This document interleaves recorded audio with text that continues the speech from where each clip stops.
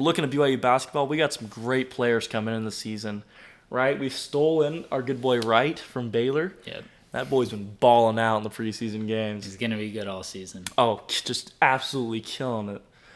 Great addition to the team. Great. Then we also picked up Kennard Davis. Now, that's something I'm interested in talking about. Kennard Davis, right? Balled out at SIU. Was absolutely killing it on the games. Comes to BYU, right? He looks good. He looks consistent on his offense. He looks lost on defense. The kid does not have the same aggressiveness that I'm seeing with guys like Wright. I'm seeing with DeBonsta coming. I'm seeing with Saunders even, who knows that culture. What's going on with Kennard Davis? Well, none of us have seen a lot of Kennard Davis at BYU. It's just been 2 exhibition games. But I think part of it is the playing level. There's a big step up from SIU to BYU. Yeah. So that's going to be part of it. And it's not, defense isn't as natural as scoring. It's going to take a lot more effort. But then also, we're looking at Wright, we're looking at DeBonsta, Richie Saunders. These guys are all top players. They have been in college basketball. Can't disrespect Keita too. Yeah. Athletic freak. We don't really know if Kennard Davis is at their level though. So I think we're comparing them to like these other players. And then Kennard Davis is there. He's probably average, but he's not up to their standards. So it's going to look a little bit like last year, I feel like, to me, where there's a few standouts on defense, and then the rest is just kind of average. We saw that with Dallin Hall, Trevin Nell, just kind of average defense. But I don't think it's necessarily going to hurt this team because the rest of their team is super good at offense and then also above average on defense too. You know, talking about defense, Mboop coming in, the freshman, he's like a Keita V2, man. Yeah. This kid is a freak. Putting up a double-double as a redshirt freshman versus Nebraska in that first game. What a way to open up a season. Yeah. Oh, make a statement, then Keita putting up double-double right after UNC. I just love watching them. They just play the same. They got that style. And I think that was an issue we had last season with Keita. There wasn't a viable backup for what he could do for the team. He was aggressive. He's a freak. He gets in there in the basket. Not that we didn't have good players, to substitute in there, but Mboop just matches that energy. I love it. I love seeing that, and I think it's going to be such a huge asset to the team. He's a sleeper, man. Yeah. He's going to make some great And he plays. can score, too. Oh, last year, the substitute for Keita was Fusini Traore. Love that guy. It was just a completely different player from Keita. Keita's this athletic freak, not necessarily insane at scoring, but he can catch lobs. Yep. He's blocking everyone. He's just a big body. Fusini also is a big body. He's like a bowling ball. He just back people in and, do a little jump hook on them. Yep. He was undersized, really good player. It's just he was a completely different player than Keita. So sometimes they'd have to change their lineup to kind of fit Fusini in for what they're trying to do. They won't have that same issue with Mboop. Agreed, hands down. That leads us, to some other great players we got on the team. AJ DeBonsta, the golden child, coming to BYU. One addition. It's funny, I'm watching DeBonsta in both these games, and there were some choices he made where I was like, is this really a number 1 pick kind of kid? I don't know. I'm seeing some mistakes, and I'm just like, I don't know.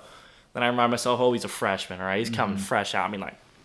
Cut the kid some slack, right? He's got a lot of pressure on him right now. He gives me KD vibes, though. Yeah. He's methodical in the way he thinks out, right? He's not rushing in there. He knows how to. He can. But he's just methodical in the way he thinks. And that was beautiful. 10 for 19 from the field in that first game, throwing up 30 points against Nebraska. Oh, baby. Especially Big Ten ball. Big Ten ball is aggressive. They get up on you. That's one thing watching Nebraska. It just reminded me of that, thinking about these Big Ten teams, like Wisconsin with Tonje last year. I hate them. They get right up on you. They foul you. And DeBonsta handled it like a pro. Yeah. He just love it. He's just going to be great. Just can't even deny that.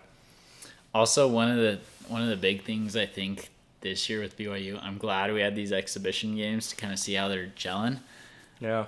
At least in that Nebraska game, I didn't see them gel super well. They put up points. They look messy, but they though. didn't gel together super well. Yeah. And that's going to be a big thing coming up on this season. They have a super tough schedule. But they'll gel eventually too. Right now, it's just like half of the team's different players. They didn't play here last year. So, like, you got Richie Saunders, you got Dawson Baker, Keba Keita, and those are, like, the main notable guys that I remember from last year. The rest are all new. This is a very different team from last year. They have higher expectations. So it's going to take a little bit to gel, but I think they're going to get there. And once they do, like kind of like what we saw last year mid-season, they're just going to be super hard to beat, one of the best teams in the nation. I think that's one thing we have to trust Kevin Young too when it coming back to Kennard Davis and Boscovich, this argument, right? Who do you throw in at the beginning? Boscovich knows this team, right? He knows that culture, right? Kevin Young could throw him in and he's going to know how to play off Saunders and Keita. He's got that locked down. And DeBonsta's pretty flexible too, I feel like. He's going to be able to mesh in pretty well. But there must be something that he sees in that kid in Davis. Because, like you said, they don't look too good. They don't look super coherent right now. But if you can get a kid like that, you just throw him just great points as a previous university, and he can match that. If he can find the way to gel and just be a cohesive unit, that's going to change a lot. He could be a big addition. So I think they're trying to be patient with him right now, which is hard for me to watch sitting there because I'm like, what are you doing? This isn't what you're supposed to. This isn't what you're supposed to do. But I do think the patience is going to pay off in the long run. Especially, we have so many freshmen on this team. So many bright, fresh players coming in. We lost a couple last year, like Cannon Catchings, left us to Georgia. Disgusting, respectfully. All right, but we got this whole brand new set coming in. And I think giving them the time to sit back, it's going to be really good. It's going to keep a longevity of the program. I like what Kevin Young's doing right here. He's bringing a lot of fresh young talent and keeping the team alive. Yeah. It's going to be difficult at the beginning. It's going to be really hard. But I think he's going to pull it together well. Yeah. And you mentioned Cannon Catchings. You read my mind right there. Oh, yeah. Because I was thinking Kennard Davis, I think it's almost like a Cannon Catching situation. Cannon Catchings was starting. He was starting all the games. They had belief in him. Wasn't necessarily doing good. He had that one game against Baylor. Made every shot, 24 points, something like that. Got hurt later. Didn't ever return to the starting lineup. Barely played coming off the bench. Yeah. I think that will be a similar situation with Kennard Davis. They're going to give him time and see what he does. But if he doesn't get it together, I think they will pull the plug. And Boscovich will come in, start. Kennard Davis will come off the bench. I think it's going to be a situation like that. They're just going to see how it matures during the season. Agreed. I think we'll be watching for Kostic. Got to figure that one out. The new freshman coming in as well. I think he's a sleeper. Baller. I think he's a sleeper. Give him some time, I think. But if he's called up to the occasion, he showed that he could ball out pretty quickly. Now, you don't want to rush him too quickly. But I think if everything else fails, I think we got a good little backup on our hands. I'm excited to see what he does here in the future, especially this season, but also going into next season, because I think he'll stay with the team. So, obviously, this week we got Villanova in Vegas, and then a Holy Cross at home.